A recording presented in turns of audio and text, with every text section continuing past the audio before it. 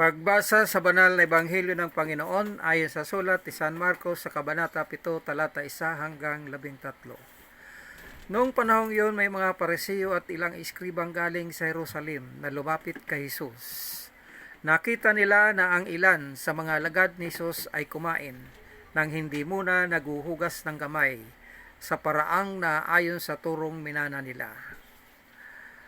Ang mga Hudyo, lalo na ang mga Parisiyo, ay hindi kumakain hanggat hindi nakapaghuhugas ng kamay ayon sa mga turong minana nila sa kanilang mga ninuno.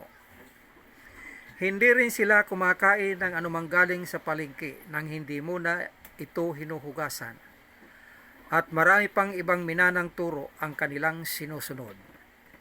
Kaya tinanong si Jesus ng mga Parisiyo at ng mga eskriba, "Bakit hindi sumusunod ang mga alagad mo sa mga turo ng ating mga ninuno?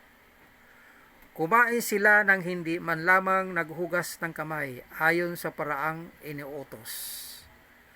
Sinagot sila ni Jesus, "Tama ang hula ni Isaias tungkol sa inyo. Mapag-imbabaw nga kayo, gaya ng kanyang isinulat. Paggalang na handog sa akin ang bayang ko'y paimbabaw lamang, sapagkat sa bibig at hindi sa puso ito bumubukal." Ang mabuting balita ng Panginoon.